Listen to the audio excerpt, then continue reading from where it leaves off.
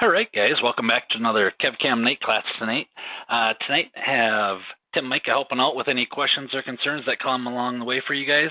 So if you guys have any questions, definitely type those in there. And Tim, are you with us? Yep, I am. Good evening, everybody. All right, and then of course we've got our usual Mr. Payton to keep me on the straight and narrow path here. Good evening.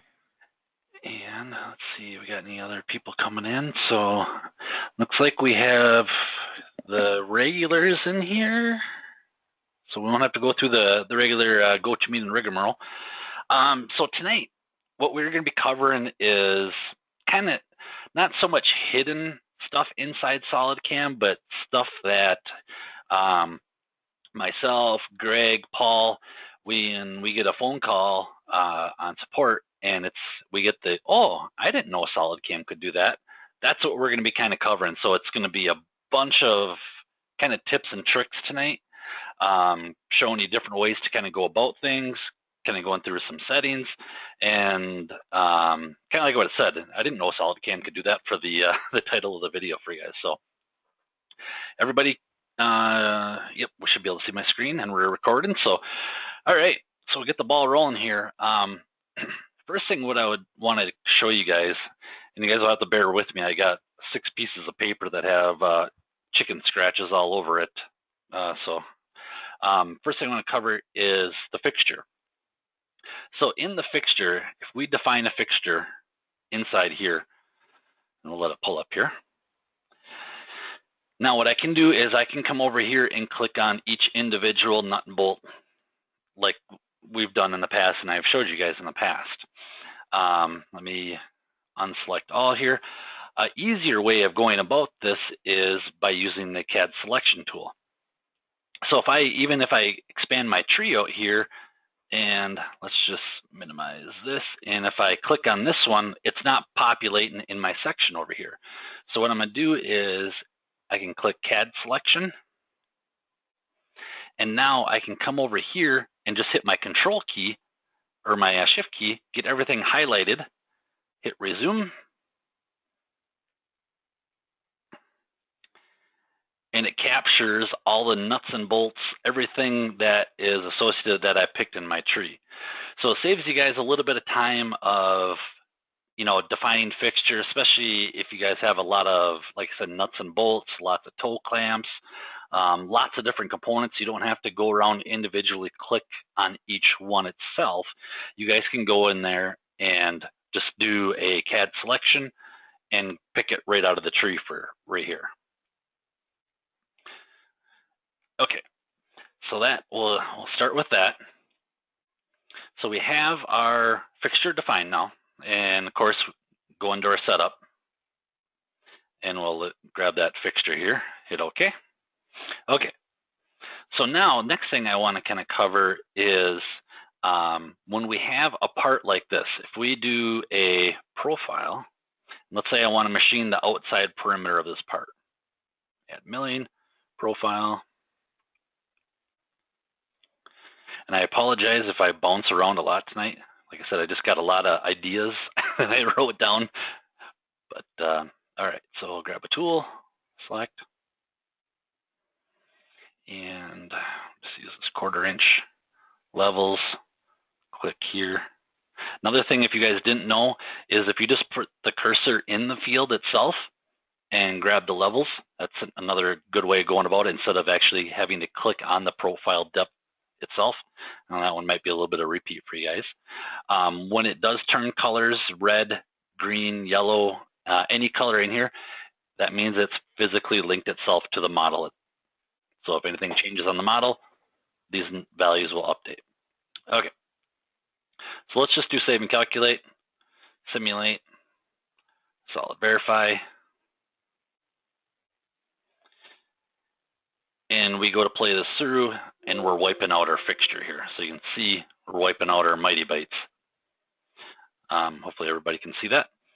So how can we go about going over these toe clamps or mighty bites or any kind of fixturing that you have there? Well, we'll just can that one. We'll just suppress, or actually we'll just delete it here. Yes. So what you guys can do, and I've talked about this in the past, but if we go to a toolbox cycles, there's one in here that's called 4 nubs, or temporary bridges, sorry. Now, this is kind of more set for if you guys are cutting, you know, on a wood router, a 4x8 sheet of plywood, and you're cutting out multiple parts, so the parts don't vibrate off. But you guys can also use this as a fixturing. So what we can do here is grab our same geometry, grab that, and grab that same tool. Levels, so kind of same as before. Pick up our levels here, and we can go a little bit past -0.025. Technology. So tool side left, kind of like what we're used to seeing, we can do step downs. Let's say we want to do a step down of 100 thou, and number of bridges. So I have 2 that I want to put here, so I can do 2 bridges. My bridge width, so how wide are my clamps? Those are 1.25 inches, so let's go 2 inches. And then the thickness. So the thickness is what's left over. So if I come in here, and if I highlight that, and highlight that, we have a distance of 150 thou. So I can put that saying I want to leave 150 thou of a bridge there. 0.15. Okay. So now, and that kind of brings me to another side note of a tip, is when you guys are trying to do a measurement of something, you guys do not need to go into the Evaluate tab and click the tape measure. You guys can simply just click on a line, and it will show up in the bottom right-hand side. If you're trying to do a measurement, highlight the 2 lines, and that will give you the total distance. If you're trying to measure angles, it works for that as well. Like I said, just highlight what you want, and the distance will pop up right here in the bottom right. So that will save you a little bit of time as you guys are programming. You don't have to have the little tape measure tool out, so that kind of helps. Now, what we can do is, if I do save and calculate, it's going to throw those bridges wherever. So I need to manually tell it where to put those bridges, or where to skip over my fixture. So I can do bridge positions, and just go the center of my part on both sides, and you can see it pops up with a bridge shift. So it's actually shifting it 17% on that first bridge, and 67% on the, or 68% on the second bridge. So now, save and calculate. Now if we do a simulate,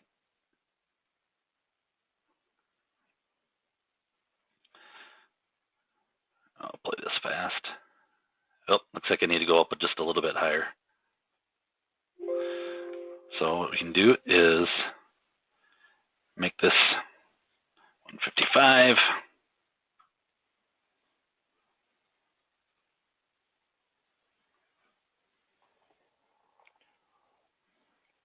Oh, looks like I need to go higher yet.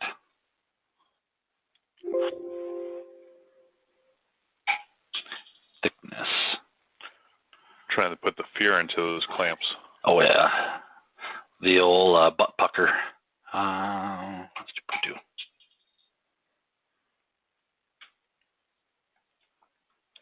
Simulate. Solid verify. There we go. So now you can see that I'm completely avoiding my toe clamps. Now, one thing that got brought to my attention the other day is, well, when I'm coming in here, it's just doing a straight plunge. So let's say we have quite a bit of material there, which is fine. So what you guys can do in that case is, it's the exit we're not so worried about, but when it comes back down into the material, that's when our concern is. So what we actually did is, if I do a straight down shot right here, and I'll hop out of this operation, and I'm gonna leave my tool path being shown, and what I can do is do a sketch and do a circle.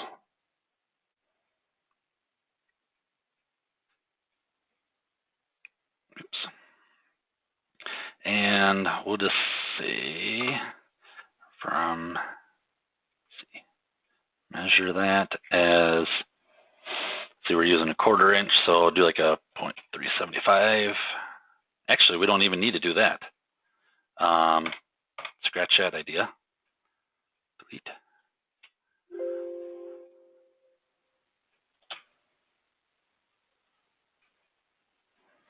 So do a sketch here.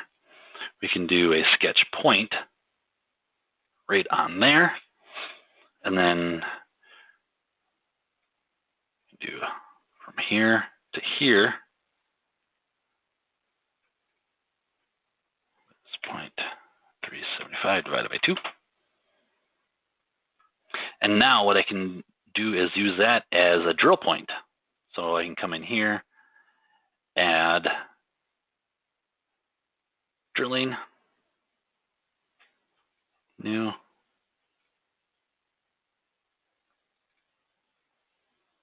green check mark, tool, select, and we can do add, drill, 0.375, save and calculate. So now I come over here and move this drill, come on, up to here. Save and calculate. We'll play both these through. Come on. Simulate. Solid verify.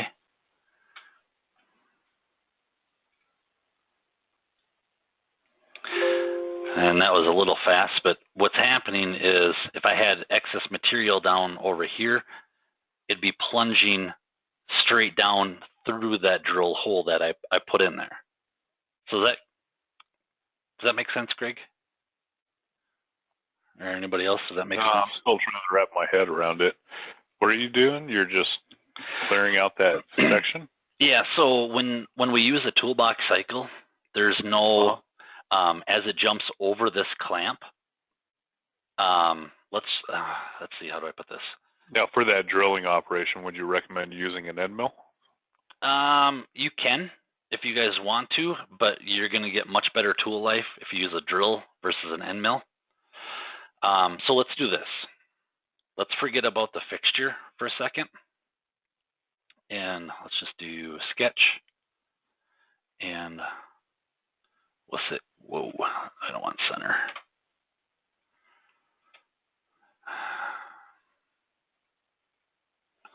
I want corner. Okay. Exit sketch.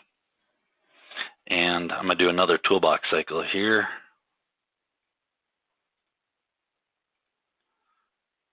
Toolbox cycle. New. 4 nubs.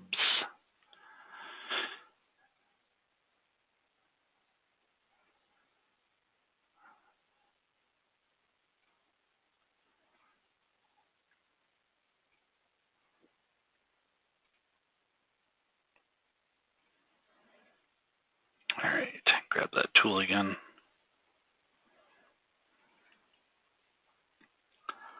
Levels.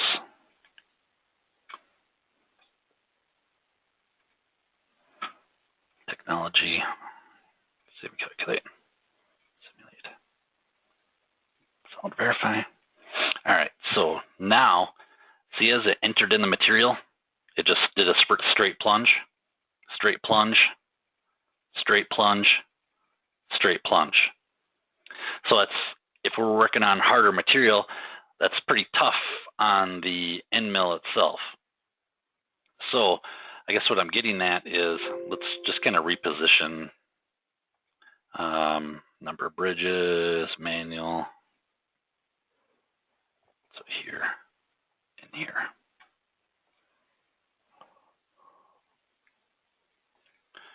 Okay, so I'll verify. Okay, so as it's exiting the material, it's coming up to go over to create that bridge and then coming down. So instead of just doing a straight ramp down, you guys can drill that out. And that's where I was getting at with the drilling operation. You can drill it out. You can do like a helical entry in there. So it's kind of like you're pre-drilling for the 4 nubs or the temporary bridges. Does that make sense? Yeah, it's a pre-move, basically preparing for that cut. Correct. So that way we're not doing a straight plunge right on the edge of the part. Right there. It just plunges down and then comes up and it plunges straight down with that feed rate. And like I said, it's kind of tough on end mills, on the bottom of those end mills. So if you come in there and do like a helical entry using a profile or do a drilling cycle, that way that material will be removed prior to your end mill plunging straight down. Gotcha. But in my experience, taking a drill that is not fully encapsulated, you're going to get a lot of deflection on that drill. No. Okay, forget the fixture. I'm talking this one right here. Yeah, that one you could use a drill because it's fully encapsulated. But on the first example, you may want to go in with an end mill. First example is bad. Come on. I'll agree. And maybe that'll be an enhancement request for future updates on bridges and stuff like that, where you can apply your, maybe you've got a lead in and stuff like that that you're putting back in the beginning of the toolpath. You can reapply that on those bridges. Great point, Tim. So I did talk with development, and so what they are going to do is you'll see in the toolbox cycles, we don't have a link section. So what we're going to, or what they're going to try to do is copy the link section from a pocket operation. So if we add a pocket operation here, and if we go to link, we have the ramping. We can do vertical, angle, helical. So they're going to take this page and bring it over into the toolbox cycles. I just don't know when it's going to come. So this is just kind of a little helpful hint going forward on how to do that. That's cool. Okay, so let me throw, I'm just going to throw some geometry on here real quick.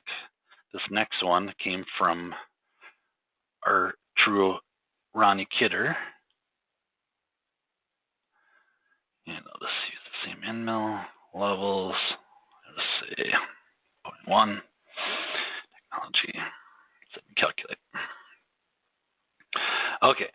And okay, before I get to Ronnie's, I'm gonna get a couple more operations. The pocketing, nothing special there. One that we do get is facing. So in facing, you don't have to grab any geometry. In 2017, I think, in newer, it automatically looks at your target model. But the big thing is, I'll just grab a face real quick.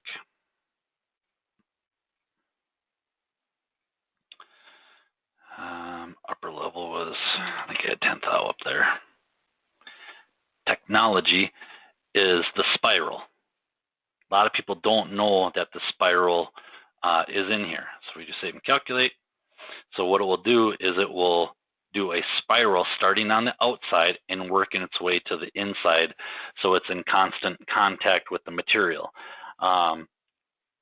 We are trying to get something like this for pocketing as well, strategy, but for right now, face milling is a nice spiral, getting in there, getting it done much faster than doing the typical like hatch pattern or contour pattern. Okay. Now with Ronnie's idea or tip, and I didn't even know you could actually do this, is what you guys can do is you guys can color code these. So if I want to come in here, I can do a font and color. So let's say I want to do my drilling operations as red. And, you know, you can bold it, you can italicize it, hit OK. So now maybe I want my toolbox cycles to be a different color. So we can do blue. Hit OK. So you guys can come in here and color coordinate anything that you guys want.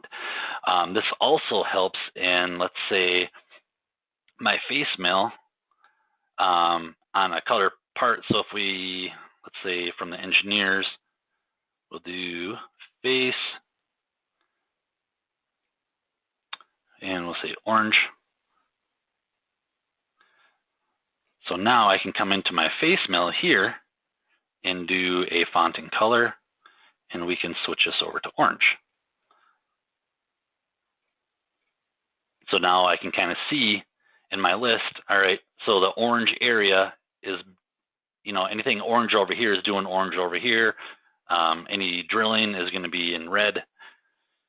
Make sense? If it doesn't make sense, you can all blame Ronnie Kidder. Just kidding. I actually think that one is actually pretty cool because it gives you a higher level of organization and a quick way of looking at what you've already done and seeing what it's trying to do. Like if you need to go back and adjust a toolbox cycle, it's a quick glance looking at your list, seeing what's highlighted in blue and making those adjustments. Yep. And I love how you showed the colors in SolidWorks, because even to this day, I tend to get tunnel vision when I'm working in SolidCAM and forget all about SolidWorks, even though there's so much that we can do in tandem with SolidWorks. Exactly. Use SolidWorks, it's full of advantages. Let's see. And Ronnie had a comment there about for development, if there's something that we can put there for a suggestion. Automatic solid verify where the color. So Ronnie, what you're saying is the color red right here, when you go to solid verify, it would be red as well? Okay. Ronnie, you know the usual. Send me an email because I'm old and I forget. Oh, you're saying it is now. Let's see, font color. Oh, use. I forgot about that. So now, let's go back. Font and color. I think I had that as. Oh, that one's not a good one because we're just doing a drilling. Let's do a this one right here.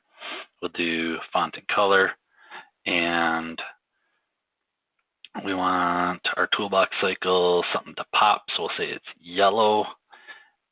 Bold it and use tool simulation color. So now, when we go to simulate this, it will also be yellow. Yellow.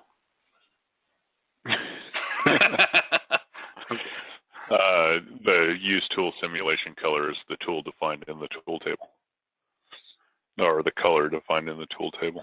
I'm confused with Ronnie's. It is now.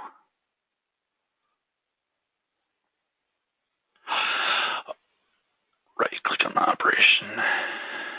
Tab. Ronnie's typing like crazy. I just know it.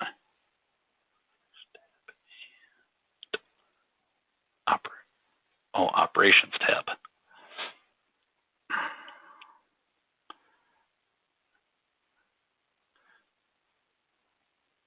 CAM tree, yeah.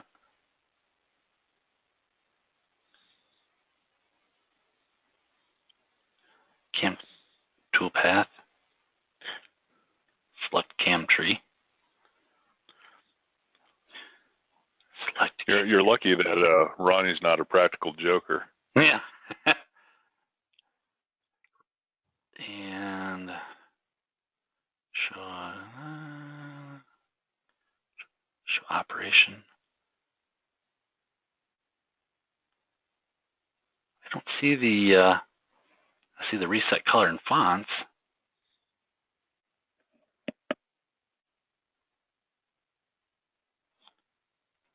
Okay. We're gonna get this, guys. CAM tree view. Select CAM tree. Span. No, I'm wrong. Okay.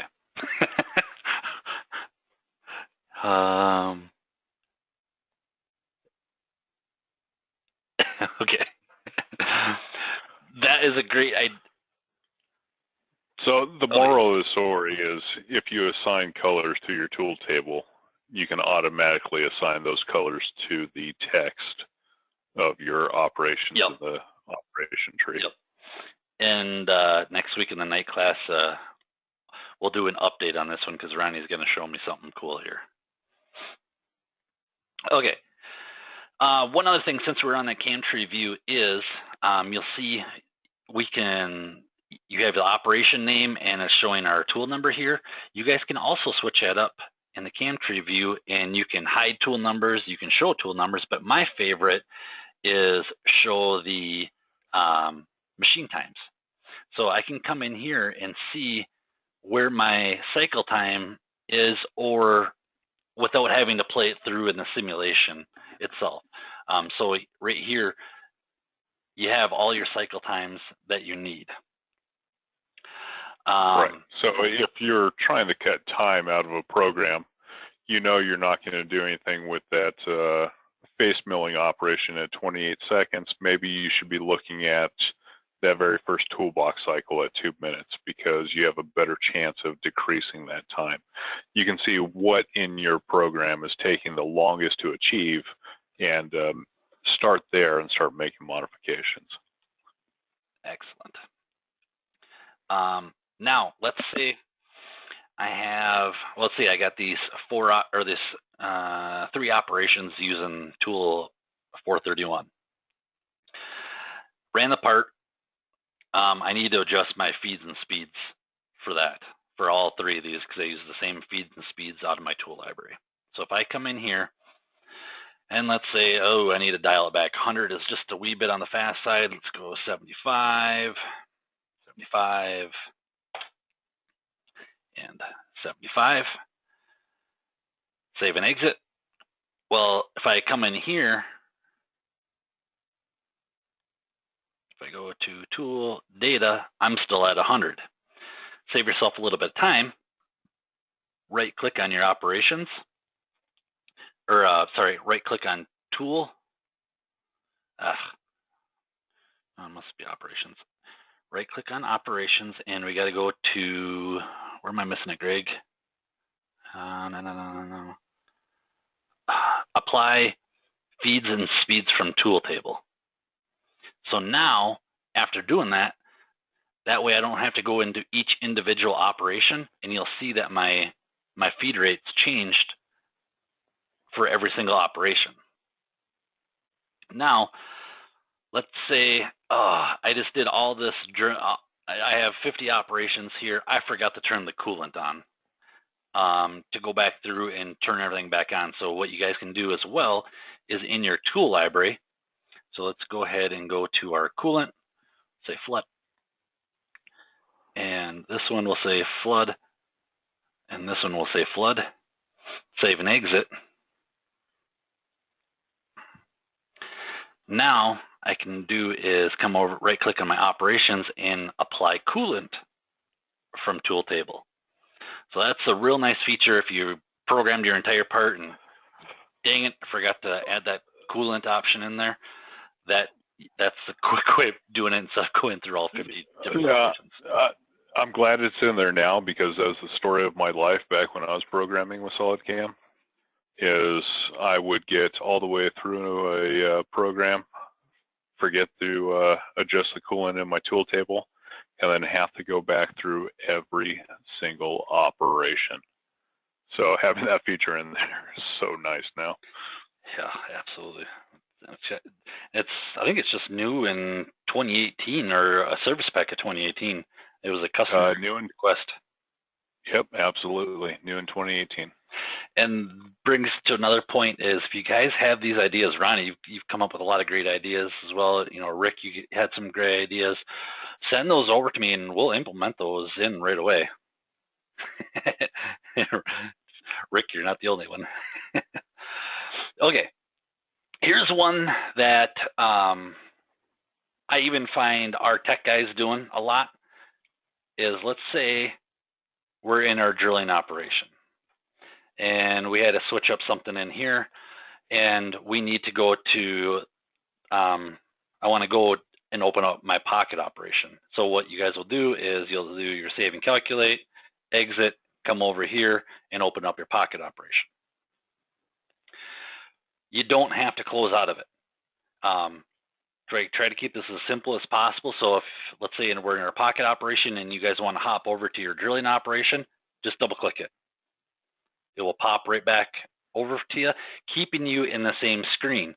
So if I was working on my levels in my drilling and I want to go to my pocketing now, my levels are still highlighted right here inside the pocketing. So that's another nice feature. You guys don't have to close out of here. Same goes with it for your simulation. Let's say I just did a simulate on this drill. Play it through. I want to see the other, a different one. I don't have to exit out of the simulation, right click on it. I can just click on it and go to the next one in the list and everything updates for me. So I can just keep working my way down and there we go. So you don't have to exit out of the simulation itself. Let's see. Oh, on to the tools side of things.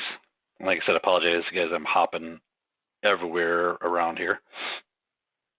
Inside the actual operation, you guys have the option to, let's say you have a tall fixture in the way or you have a long tool, you need to move the table out of the way to do a tool change.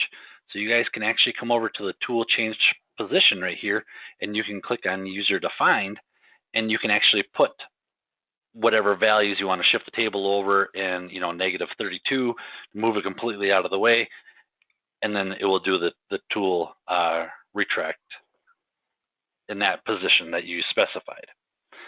Now, also in here is... Hey, Kevin, with that tool change position, Uh-huh. That is going to be a post-processor request. So for anybody looking to do that, definitely get with your post writer on the SolidCAM team and let them know that you want that functionality so they can build that in for you. And going off that point as well is there's one other one that you guys can do inside your tool is you guys can set up the tool measurement and the preset. This would also have to be turned on by the post guys, but you guys can do a tool measurement, so it measures the length, the diameter. You guys can also do tool breakage. If you want to check tool breakage on every tool change or every operation. So you guys do have some options there that a lot of people can overlook and don't even go into the screen. You know, we just go to topology, tool data, and we turn on our coolant and we're done. So there is that option there to measure your tool and do a tool breakage detection as well. Okay, and let's see. Oh, this is one that I actually did on tip of the day not too long ago, but let's say after running my pocket operation right here, I want the tool to retract and I want it to, the table to come forward to me and do a M00 so I can do a quick check. You can create that as an MCO, or what you guys can do is if you guys just have a text file, put it in Notepad and save it out of what G code you want in there. And then what you can actually do is come in here and you can actually insert that G code into here. So just right click on the operation and go to File. As soon as I can find it here. File, where is it? Insert file. For these inserted files, these are just going to be like standard text files. Yep. ASC, what is it, II type files. Don't try to put a PDF in here or MP4 file. We don't need your favorite movie in here. It's not going to support it. This is G code files only. Yep. So a text document. There it is. So now we can hit open. And so now when I go to post out code, it will actually insert this G code in there. And if I want, I can do edit. And here's the G code. So I got it going up in Z, coolant turning off. I go into Z0 and the Y table is coming towards me. And then with a M00 on there. Actually, I would have to delete that percentage out of there. And we can just do save. And so now when I go to G code that out, it will actually insert that G code in there for you as well. Okay. Now, typically, when are you going to use the insert file over a dedicated MCO?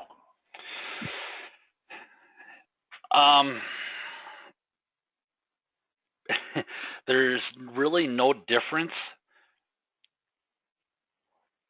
in doing that versus MCO. I find it a little, well, where are you going with it? Well, I'm just thinking that, like, I'm leading you down a rabbit hole here. But if you're going to be using something maybe once or twice, using the insert file is going to be what you want to use. It's a lot easier, a lot quicker. However, if you're finding that you're doing the same type of thing over and over again, talk to the post team about building an MCO for it. Maybe it's something like a part transfer on a multitask lathe, and you have a specific way you want to do it. You could get with the post team and they can build out an MCO for you to facilitate that process. But if you find that it's just going to be something that you want to just toss in, maybe it's going to be one or two jobs, the insert file works perfect. It's going to be good for you in that time. You do have to keep track of the files, which can be kind of a pain. Yep. Whereas if it was stored for you as an MCO, you'd always know where to find it. But yeah, if you're just using it once or twice, insert file works great. But if you're going to be using it repetitively, definitely look into getting a machine control operation built out. Yeah, that's a great point. Yeah, I knew you were leading me down a dark hole there that I wasn't going to be able to dig out of.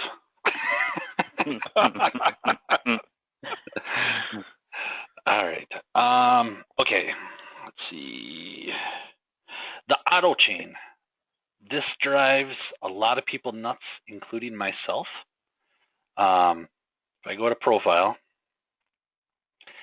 and I just want to mill my ends off and go to click my ends, dang it, it wrapped all the way around. You guys hear me doing that a lot. I mean, this does come in handy, but if you guys want this turned off, that is a simple setting inside your SolidCAM settings. So if we go to SolidCAM settings, and if we go to, where is it? Geometry, you guys can actually turn this off. So every time you guys go to click on it, it won't be automatically turned on for you. So that, as well as the show chain on working plane. This will throw you off as well. And what this show chain on working plane does is, if I do a profile, do new. So I have my show chain on working plane. I go to mark, darn it, I should have done that as a pocket. Hang on one second here. Maybe choose something at a lower Z level. Maybe the bottom of that chain, bottom of the part. Well, no, because the way I have it figured in my head, but that's not always correct. Come on. So if I do, so now if I want to do mark open edges and say this is open, it's hard. Yeah, you're right, Greg. So if you do a straight down shot, you'll still see it as being pink, and that, which will throw you off a little bit. And that's thrown me off a couple times too. So you guys can actually uncheck that so it does not show that chain, that pink chain on there as well. And kind of to Greg's point where he's getting at is, let me delete this. Yes. If we go down here and we're doing a top-down view, I go to click on this as open edges, it's still going to look pink. So there's no need, at least in my mind, you guys can turn that off. You can turn it off by part basis by clicking this little checkbox right here, or if you want it off forever and ever as a default, then you can just uncheck it in that settings itself.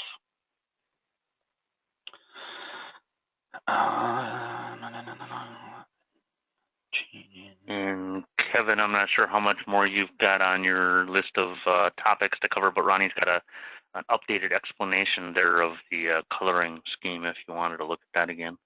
Okay, operation out of state, do you want to exit? Yes. All right, you use the cam tree to reset the colors.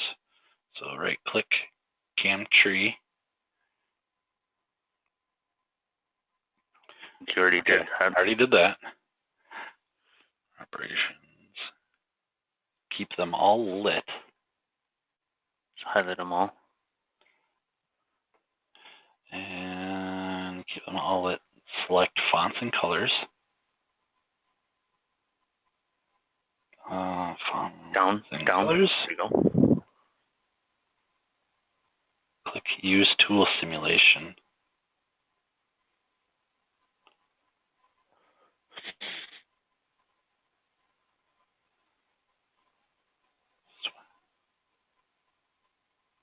You can do them individually now. Now that you've done it for all of them, you can individually do the other one, some of them differently if you want to. Okay. And that's where he's saying use that coloring for solid verify might be beneficial. Nope. You just overrode it, I think. By doing that. Fonts and colors. Orange. Do something different. Okay. There you go. It's okay. Now if I simulate, solid verify. Oh, it's still blue. Everything's blue except that orange one. Oh, that orange one was blue too? Yeah, and this one in the tree is actually orange. I'm thinking that he wants to be added as a enhancement. Right? As an option, exactly. I think so. Is that what you're getting at, Ronnie? Yeah. I think Ronnie's trying to change based off operations. That way you can see what each individual operation does in Solid Verify. Ronnie's down a dark rabbit hole. Oh, yeah. Just talking to Ronnie, if he doesn't take you down a rabbit hole, you have to do a wellness check on him. Yeah, but that's an enhancement, I think, is what he's asking for, to be able to do that, pull that over to the Solid Verify. All right.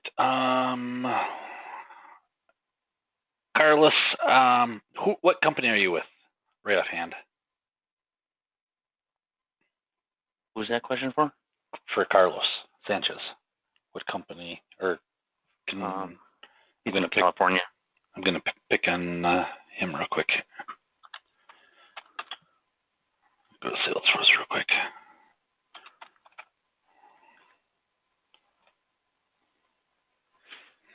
AC Manufacturing. AC? Yep. Okay, so let's go do a Google. AC Manu. Does that list a website? Going. acmanufacturing.com.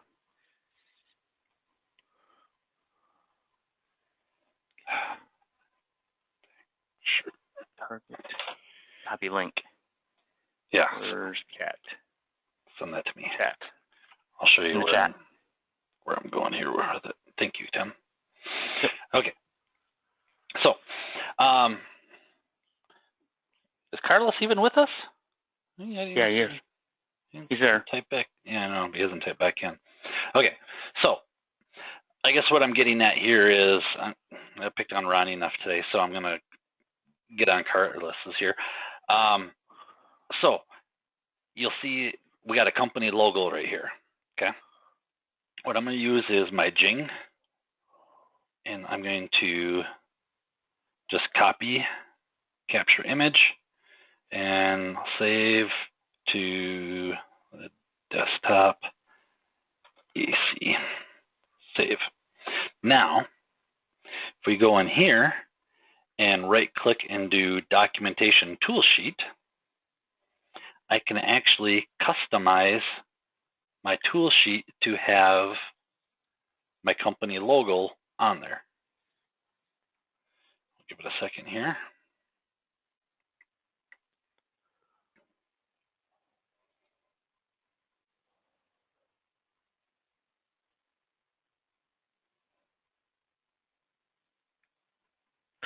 Now, Kevin, do you ever plan on doing a KevCAM night class on tool sheets? No way. I only say that because it's all based off of Microsoft Word and Excel, and I am not good at Microsoft Word or Excel. Maybe. Now, we've already picked on Ronnie enough, but I hear he likes doing tool sheets. He does. So now you guys can see that we have our company logo on there, or if you guys have a nicer company logo, that you guys can put that company logo in there, and it's going to be on each page itself. Now, since we're in the tool sheets and we're kind of talking about tool sheets, you'll see that I have the same pictures over and over here. If you guys want, what you guys can do is we can get a zoomed in view of maybe kind of that toe clamp right there. And what you guys can do is come up here and customize, and we'll go to commands. And if we go to screen capture, where is it? Up. Nope. Screen capture. Here. I can click and drag that button out here. And so now, if I want to kind of zoom into a certain area, I can click on capture, go to my tool sheet, hit Control V, paste it, and then we can resize it to the other picture. So quick way of kind of bouncing back and forth.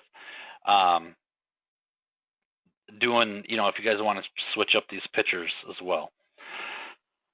Okay. And if you guys don't want to see all this extra data in here, you guys can actually uncheck, you know, this image page right here. You can uncheck the fixture page at, no, I don't even have the fixture page. You can uncheck your cycle times right here as well. So. I know Darren put in a lot of time of doing some customization of tool sheets and stuff like that too before. So. Yeah, maybe we'll have him come in here. I see that Ronnie got quite quiet when I bring up his name in custom setup sheets. So. Okay. Let's see. Trying to go through my list here. If you guys are trying to save a little bit of space on your guys' computer or network, or before you send off a file, let's say you guys get done programming this, what you guys can do is right click up here and we can do a cleanup CAM part, and we can remove all G-code files, updated stock files, everything that is basically unused. So you can just do a select all. This will actually reduce the file size by quite a bit by getting rid of any additional geometries that were there, and so on and so forth. Now it gets brought up is, can I have two SolidCAM projects open at the same time? Sure. What we have to do is, I gotta move my GoToWebinar, fire up another instance of SolidWorks. It should be firing up here. Come on, open.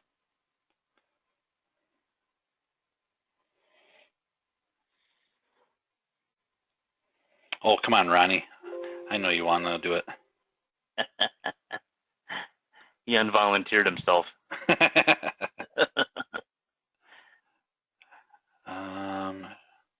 Did it open? Oh, there it goes. Okay, so now I can come in here, go to my SolidCAM, open, and let's go, let's see, users, public documents, SolidCAM, team, users, get started.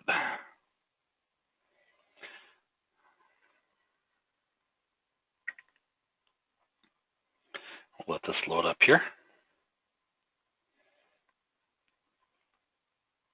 So now I can actually have two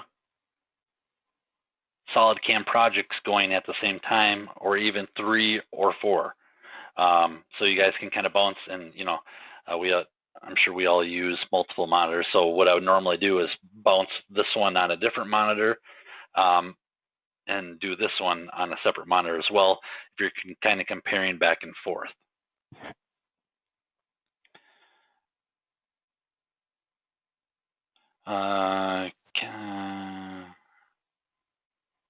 Okay, I'm good. Ronnie, are you talking the setup sheets? Right? Yeah, he's talking about the setup. Okay. Yeah. So that's a nice way to kind of go back and forth if you're trying to see what you've done before. Another thing is, let's say, let's close out of this one. We'll get back to our original here. Oh. Kevin, how long have you been able to do multiple windows like that? I don't know. I know since 2009, I think, been able to do that. Okay. And I'd get a little nervous with if they're, you know, similar parts and things like that, or, you know, using the same parts and keeping things. It does take a little bit, especially like when you guys open up an operation. If you guys open up an operation here, and then you go to open up the operation on the other screen, this operation window always defaults to the last position. So you got to kind of watch if you're going back and forth that you're working on the correct one and not the other one. So kind of keep those sorted out. Now let's say I have a part similar to this, a little bit different, but I want to keep all my same tool path. I want to keep all my tools. Of course, what we can do is we can highlight everything and do create a template. The template's going to bring in all my tools, feeds, speeds, all that. Or if we're doing, you know, somewhat of a similar part, we can do a save as, and we'll just say assembly 2, save. It will shut down and reopen.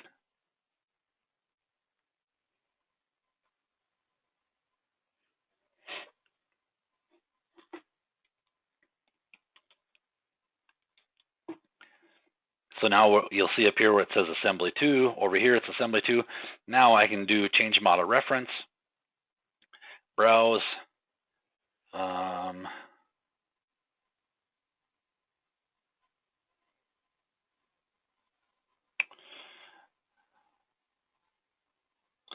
we'll just pick this as something, hit the green check mark, design model will be replaced. Do you want to continue? Yes.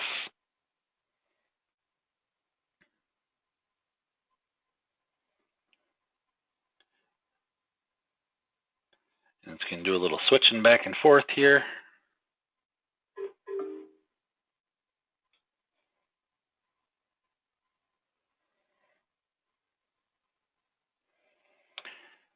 Now I have a lot of stoplights, but at least I still have all my operations. I still have fixtures or whatnot that you have in there, and I just have to go through and refine everything. Now it kind of leads to my next little tip here is, as you guys are going, and let's say we do a synchronize and calculate, and it's going to bomb out, but it's kind of what I want it to do. So we get this little warning message here. Well, I don't know what that warning means. So if you guys hit the plus button out, it's actually telling me what do I need to change. So it can't find the Z depth, and it's missing contour number 4. So what you guys can do is, let me get back to close. SolidCAM recent assembly 1. And what you guys can actually do here is you guys can hit the plus button and you can actually edit the geometry. So I can say yes, and it's going to bring up my chain dialog right here. Now, if we take the step one further here, and let me just do another toolbox cycle, and I'm going to switch this over to contour 5. Save and calculate. So let's say I'm using that same contour in multiple different operations. So you'll see we're using contour 5 here and contour 5 here. And if I want to go in there and edit that, I get this warning saying the geometry is used in another operation must be modified outside of that. Same scenario. So we can exit out of here, right click, and edit that contour, and it's telling me that, you know, these two operations are going to be affected by this. And now I can go in there and modify my chain. Okay. Now, as well in here is, let's do, I'm just do a show. Okay. I'm going to go in here and take the sketch and just hide it. Okay, so you can see that we have no sketch there. And you're trying to grab geometry and you want to see what sketch is there. Let me turn this off. You guys can actually right click and do generate sketch. And what it will do is it will generate that geometry sketch inside the CAM file. So you'll see down here, we have contour 5 now as that sketch. So nice little feature there. As well as, let's say I need to get a measurement off of my coordinate system. There's nothing to click on here to get, you know, a line to make sure I'm parallel with my part or anything like that. So if you guys go over to your SolidWorks, you guys can actually do a show and unsuppress of that 3D sketch of your Mac 1, and now I have a line to verify that I am parallel and I have a distance of 2 inches right there. So a little sanity check there. Have I overwhelmed you guys enough with a bunch of tips here? I could keep going on all night long on a lot of this stuff, but I think that was kind of the big hitters that we run across a lot in support. Greg, am I any that I'm missing here?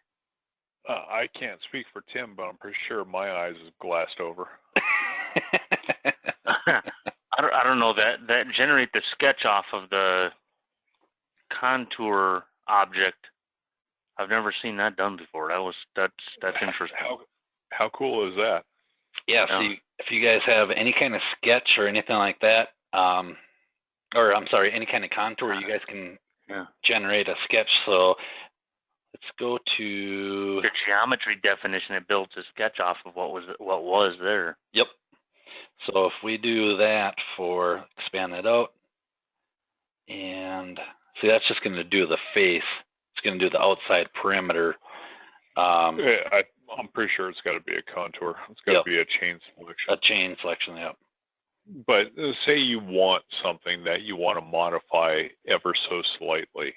So let's say we have the profile of that rectangle there, and we know what that profile is going to be. We can't really adjust that, but maybe we want that tool path to come in at a very slight angle. So we can generate the sketch from that tool path and then modify that sketch and then use it as the tool path going forward. So once again, using the SolidWorks tools to make modifications and work hand in hand with SolidCAM to get exactly the tool path that you want. Well, and I was kind of thinking of it where, let's say you have some artwork that you put a tool path to and you've got that one done. Now you want to make something else. and you can just base it off of that and then make another one. And there's some interesting things with doing logos and artwork and things like that that people sometimes will do. And I don't know when they and to the point of this class, just stuff that you kind of get that tunnel vision again, and you program the part exactly how you want, and a lot of this stuff goes overlooked. So great class, Kevin. Yeah, it was pretty good. All right. Any questions, guys?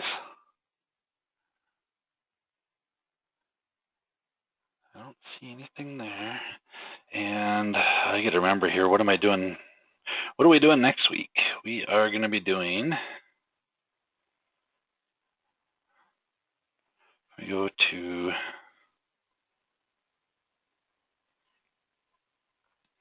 webinars, night class. Oh, going over turning setups. This is something that gets overlooked a lot, and there's a lot of cool things that we can do with turning setups. From a lot there, of changes in 2018. Yes, absolutely. And then from there, we are going to be doing that custom part, some wheel part that a customer wanted, and then we are going to be going over the SolidCAM utility. This is one that I don't use very often, but we're going to go through it. And if you guys are looking to download that, that is under the login downloads.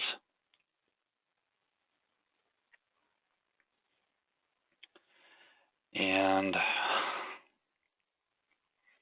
SolidCAM. Down here is the SolidCAM utilities download. Then you can do 32-bit or 64-bit. For those of you guys that don't know Daniel, Daniel's kind of heading up, well, along with Greg, our Swiss side of things. So Daniel thought this would be a good one to show you guys as well, to kind of help improve your CAD experience and tasks. So good stuff coming forward. But like I always say, guys, if you guys have ideas, send those over to me in the email, and so we can get those added in there as well. So, all right, guys, have yourself a great rest of your night, and we will talk to you guys next week. Thanks, guys. Have a great class, Kevin. Thank you. Yep. Thanks, guys. Bye-bye.